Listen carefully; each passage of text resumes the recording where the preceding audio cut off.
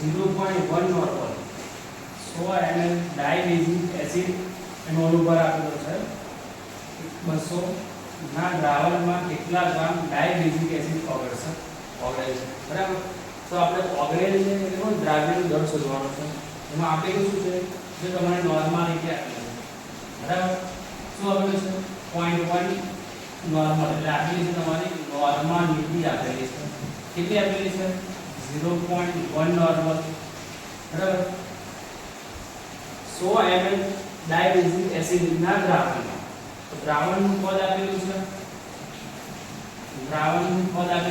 ml માં કેટલું આપેલું છે 100 ml.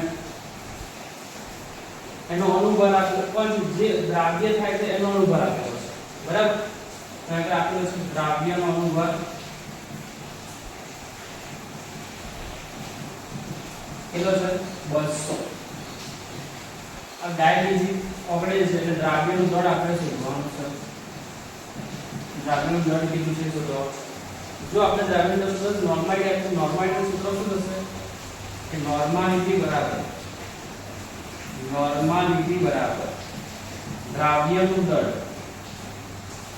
એને ગુણ્યા 1000 છેદમાં દ્રાવ્યનું તુલ્ય દળ એને ગુણ્યા દ્રાવણનું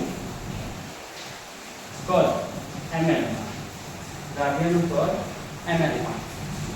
ચાલો તુલ્ય દળ આપણે આપેલું નથી તો જ્યાં તુલ્ય દળ બરાબર શું થશે આણ્વીય દળ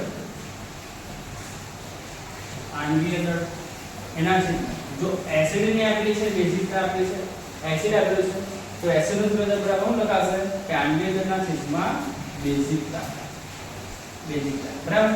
તો એસિડ ની બેઝિકતા કેટલી છે તમારી 2 છે તો આગળ લખવાનું તમારે 200 ના છેદમાં 2 તો આપણે તમારો 100 એટલે તુલ્ય દળ તમારો આવ્યું 100. તો હવે તમે શું કરશો ગણતરી કરીએ આપણે.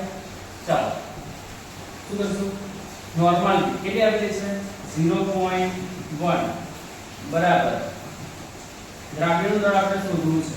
શું શોધવું છે દ્રાવ્યનું દળ આપણે શોધવું છે એને ગુણ્યા 1000 છેદમાં દ્રાવ્યનું તુલ્ય દળ કેટલું આવ્યું છે આપણે 100.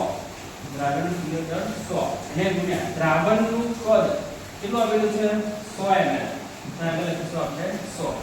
જો દ્રાવ્યનું દળ શોધવું છે આપણે તેને સૂત્રનો કરતા બનાવીશું તો છેદમાં છે તમારા ગુણાકારમાં આવશે તો 0.1 ગુણ્યા 100 એને ગુણ્યા 100 છેદમાં 1000 ક્યાં આવશે તમારા છેદમાં બરાબર. ચાલો હવે શું કરીશું 100 આ શું ગઈ અહીંયા 100 આપેલા છે તો આવી ઉડાઈ દો તો 0.1 એને ગુણ્યા 10 તો તમારો જવાબ આવશે 1. તો દ્રાવ્યનું દળ કેટલું આવ્યું 1 આવ્યું તો તમારો જવાબ શું આપેલો છે જવાબ આપેલો છે 1. તો તમારે